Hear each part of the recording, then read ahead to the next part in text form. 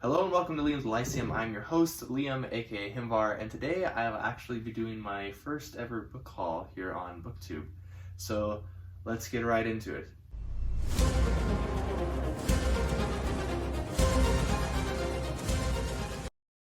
Okay, so I've done book hauls before on my blog, and I was always Dungeons and Dragons related stuff, but today I decided I would go over the books I've gotten since I started my channel, which as of filming this, it's actually been 1 month to the day since I filmed my first video, and tomorrow will be 1 month to the day since I posted that video. This will go up a few days after that though. So in that month though, I've acquired a decent amount of books as I normally do, and I decided I'd show them off to see kind of how it goes. If people enjoy it, then that makes me happy. I get books faster than I read them, which I think is a problem a lot of people have. So these are all books I've gotten since I started my channel, with maybe a few exceptions of books I got maybe a few days before I started my channel, but that's it. So let's get started. This is actually, if you've watched my other videos, you've seen books here before on the desk, and those are always all my wife's books, with maybe like 1 or 2 mine thrown on top, whatever I'm reading currently, because I like to keep it close to me. And so these right here are all the books I'm going to show you today of what I've gotten recently. So let's get right into it. Okay, to start off, I am doing a read-along with Owen Edwards.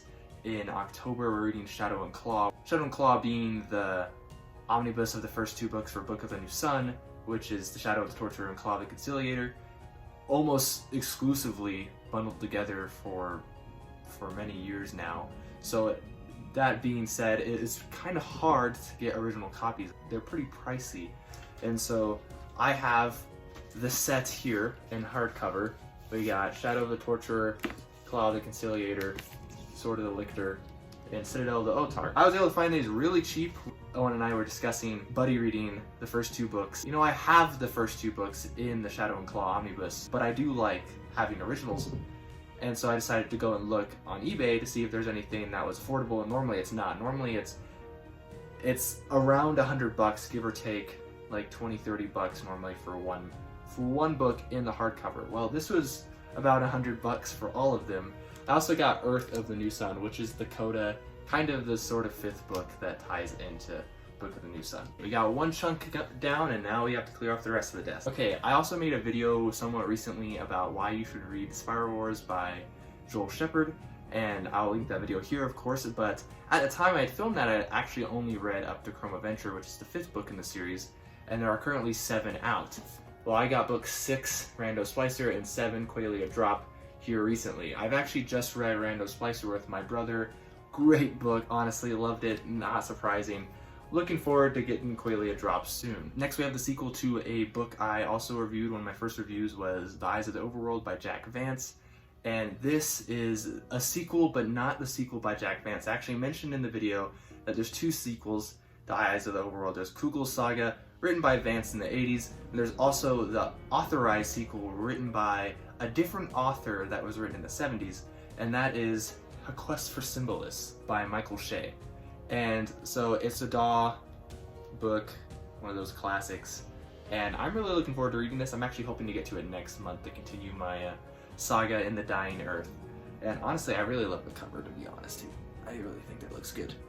So it'll be interesting to see how Mr. Shea writes in Vance's Dying Earth. I'm interested to see. Okay, next we have some books that a few of you might be excited to see on here. I have 1 book by this author that I'm actually hoping to get to before the end of this month. Hopefully when this goes out, I'm reading that book.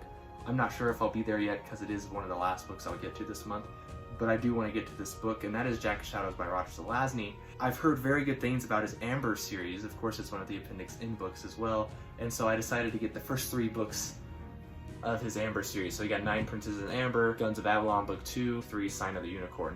These are 70s versions, I believe.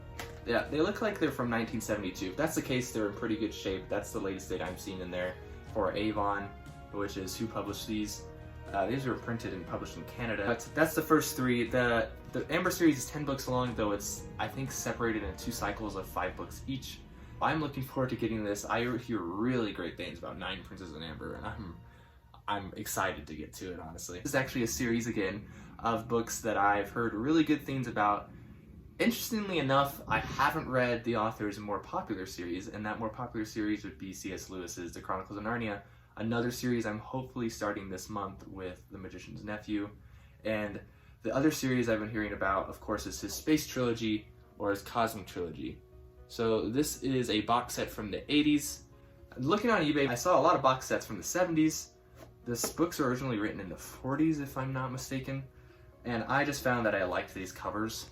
So Out of the Silent Planet is book 1, Paralandra is book 2, and then That Hideous Strength is book 3. So I like the art on these more, and so I decided to get this box set. I'm surprised I hadn't even really heard much about them, but then Owen from Owen Edwards mentioned it, and then Tim from, well, Rinfail's channel mentioned it as well. I look forward to reading these. They're not very long, and I have read some of Lewis's work. I've just never read any of his books, and I've only read his Christian stuff. So I have another set of books here, but these are all by different authors, and I'll explain kind of why I grouped them together. This is a book I'm actually hoping as well to get to before the end of this month, so maybe you want to keep tabs on me, see what book I'm reading when this goes live. And that is Fritz Leiber's Swords Against Death. This is the second book in this Fafhrd and the Grey Mouser series.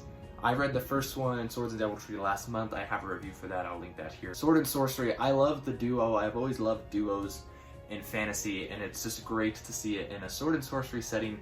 You know, a lot of Forgotten Realms novels I've read, a lot of D&D novels in general, seem to have kind of carried on the legacy of Sword and Sorcery, since it's definitely not a very popular genre or subgenre of fantasy these days. We're always going for more epic fantasy, high fantasy, and themes like of that sort, or even grimdark, I guess, has its place nowadays in the popular club.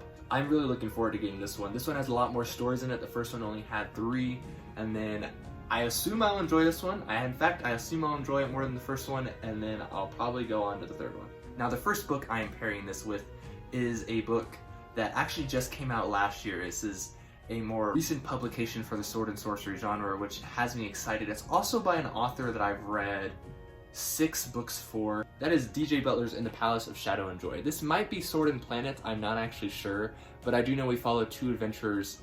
Let's see, it says Bard and Rogue seek work. It's Indrajit Twang and Mercenary Fix. So Fix and Indrajit. I'm not really sure if I'm saying that one right, but it does say fans of Leiber's Fafhrd and the Grey Mouser rejoice, a worthy successor has arrived. So that has me excited. I've wanted to read this for a while. I have read DJ Butler's first 3 Witchy War books, which are Witchy Eye, Witchy Winter, and Witchy Kingdom. Great historical fantasy series. I would recommend anyone who's a fan of that genre. And I've also read his first Hiram Woolley book, The Cunning Man, and also his The Wilding Probate. If you know Christopher Rocchio, apparently Christopher Rocchio's buddies with, I think his name's David, actually, DJ Butler here, and I love his writing.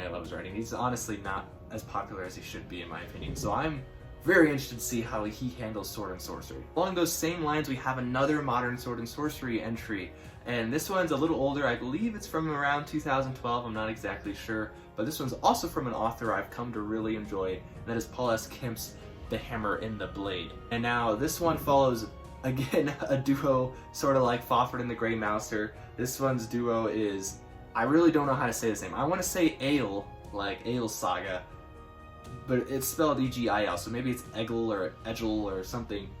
Ale and Nix, that's how I'm saying it right now. I think there's 3 books in this series. I don't know if Kemp plans on writing more, but for those unaware, Kemp writes Star Wars novels and other novels and whatnot, but the series that I know him for is his Erebus Kale Saga. He also wrote some other Forgotten Realms stuff, but mostly his Erebus Kale Saga, and I did a video on it, and I love Kemp's writing. Even in that saga, you can see some great duos and some great like camaraderie and Sword and Sorcery adventure. Now later in Erebus Kale stuff, it comes more to heroic, and it's always kind of dark, but I love Kemp's writing. I'm looking forward to The Hammer and the Blade. Okay, for this next one, I'm not going to show you all the books, because this is Margaret Weiss and Tracy Hickman's Deathgate Cycle. This is the first book right here, Dragon Wing. I will be reading this next month with my brother, at least that is the plan. And I just finished Weiss and Hickman's Dragonlance Chronicles. At this point, though, all those reviews have not gone up. They will be going up in the next couple weeks for anyone who's interested. Though when this comes out, the first review should be up. But I got the whole set here. I've heard good things. I heard definitely that it's better than Dragonlance Chronicles, which is good, because I did have some problems with Dragonlance Chronicles. But the things I hear about this excite me, and so I'm looking forward to starting this one soon. Okay, so this is like a nice intermission for the books. That was like general fantasy and science fiction for the first part. This is more old school. It is fantasy. And this is a really weird cover. Let me know what you think of this. This is the worm Ouroboros, and that's the dust jacket right there. Yeah, this is a 50s version. It's by E.R. Edison. Book originally came out in the 20s. This is what the back of the dust jacket looks like. I don't know who designed this thing. Is this normal for 50s books? Honestly, this is the only book I have from the 50s. Now, I have antique books. I did a video on my collection of antique books recently. And in fact, this is the illustrated edition. And this is what the cover looks like without the dust jacket on it. So, it looks pretty cool. This is not a book I've read, of course, which is why I just bought a copy. And I do want to get to it soon. I don't know if this version's like hard to get or something. I don't know. It was actually kind of expensive. So, but again, this is an illustrated version. Illustrated by Keith Henderson, whoever that is. So, the Worm Ouroboros. And then along with that intermission, we're going to go into a short break from fiction and go into a few of the non-fiction books I've gotten recently. These are mostly history or related to history in some way. The first one I've actually shared a couple pictures of, maybe you've seen them on some Discords I'm in, and that would be Old English Tradition Essays in Honor of J.R. Hall. And this is just a recent publication of essays, of course, about Anglo-Saxon stuff and Old English poetry and whatnot. It has sections on codicology, Beowulf, Old English studies, Anglo-Saxon studies, and some such. So this is a new publication, so it's kind of expensive. It is scholarly, of course. This is from ACMRS, which is Arizona Center for Medieval and Renaissance Studies, for those who are interested. These next two books are a little bit more similar.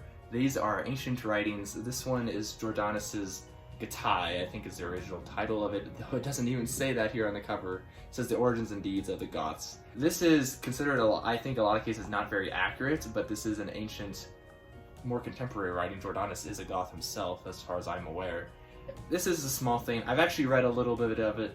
I could easily read this in a day. I don't know why I haven't yet. And then speaking of small, we also have Tacitus, the correct way to say his name. I'm sorry. You can say his name however you want, but Tacitus, that's the closer to how the Romans would have actually said it instead of Tacitus. But I have his Agricola and Germania. Agricola is about Britannia, as far as I'm aware, and Germania is about Germania, if it wasn't obvious. They're both really short. Again, I haven't read them yet, but I probably will soon. Again, with any of these books, if anyone wants to read them with me, hit me up. I want to read all these books. Some of them, of course, I will be, especially with this last group of books, I will be restricted kind of in how soon I can read them, but a lot of them I could just read, and if I have the encouragement to read them with someone else, then I will. Okay, and so speaking of the last half of books, this last half of the books is all Dungeons and Dragons related, and it's not exclusively Forgotten Realms, so you might want to stick around and see what's all here. So these first ones are actually a little silly. So there's actually two for this first one. I've never seen the Dungeons and Dragons movie from the early 2000s. It has a very bad reputation. I do want to watch it. In fact, I had this idea before I started making my channel that I want to watch it and I want to compare it to its novelizations, because there's two for some reason. One is for young adults and one is not. There's actually movie pictures available in the middle of both of these.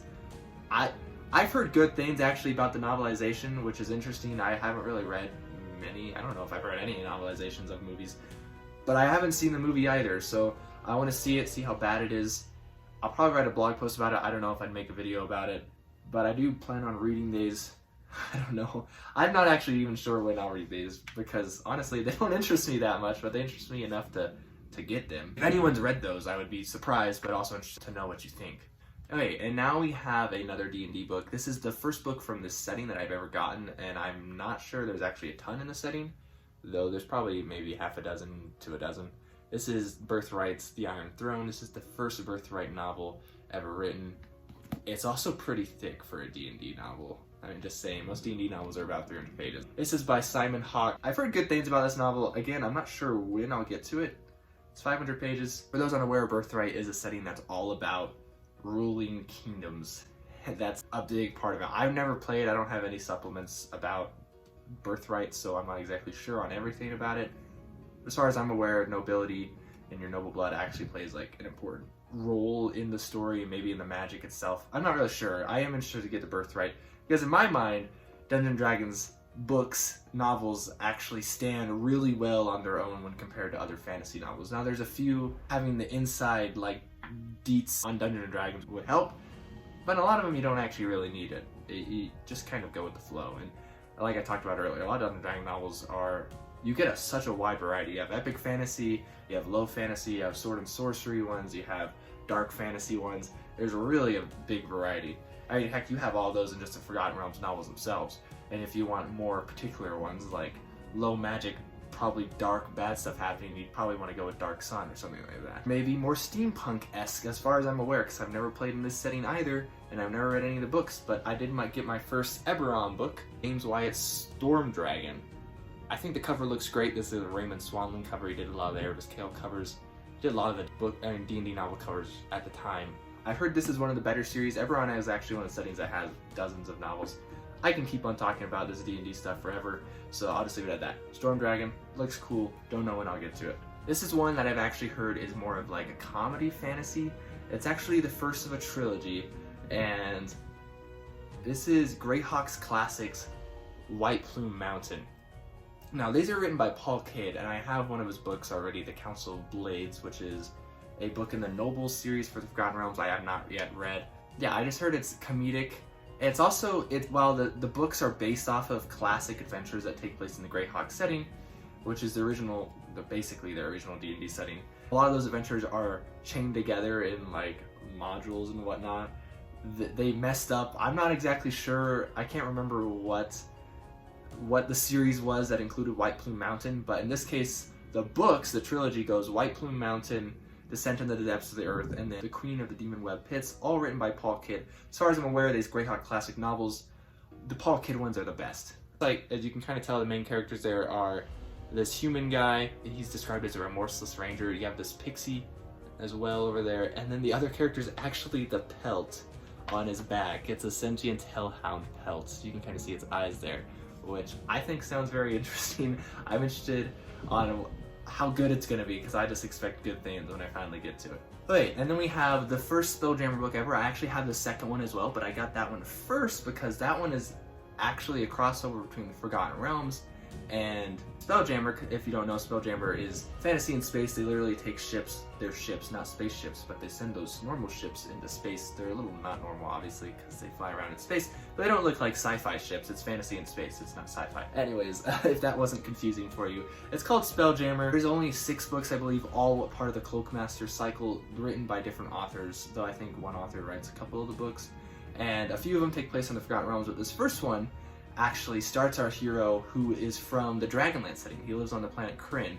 As you can even see on the back here, there's the Dragonlance logo. There's so much Dragonlance in it, it's considered a crossover novel. And since I've read Dragonlance Chronicles, I was like, how about my first book of Dragonlance that isn't the Dragonlance Chronicles be a Spelljammer book? Because that'd just be fun, wouldn't it? And so that's the cover there. I think that's some great cover art. That's some classic Jeff Easley cover art there. I actually am planning on reading this one in September if I get to it, but I am looking forward to it just to see just to experience Spelljammer. And so that's Beyond the Moons. This is the last book of the Dragonlance Chronicles. I'm sure a lot of you know of it, Dragons of Spring Dawning. I actually have already read this. I have my review script written out. I have not recorded it yet. That will go up probably in September, to be honest. So I've already read this. It was pretty good. It was okay. I don't really know. You can watch my review to get my full thoughts on it. But that is book 3 of the Dragonlance Chronicles. Okay, so this last set is they are all books that I had. If Nico from Nico's Book Reviews, great guy. We've been buddies somewhat for a while, and he has a lot more Forgotten Realms novels available to him in his area. Way more than I do. Bookstores around me, like, I'm lucky to even find one, and when I do find one, if anyone's familiar with Forgotten Realms novels, it's almost certainly a Driss novel, and that's about it.